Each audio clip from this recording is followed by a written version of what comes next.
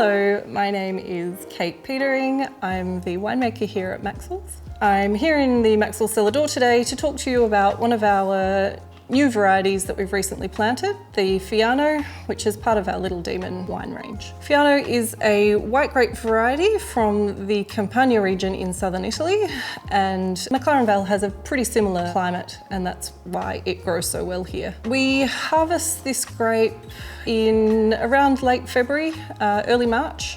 It's then bottled pretty soon after, I would say by June. The wine is vibrant, fresh, easy drinking wine that you should drink sooner rather than later. The wine is pale straw in colour, has light green hues, there's fresh aromas of lemon verbena, Granny Smith apples. The palate has grapefruit, green apples, and it has a really crisp citrus finish. I would be drinking this as an aperitif before your dinner.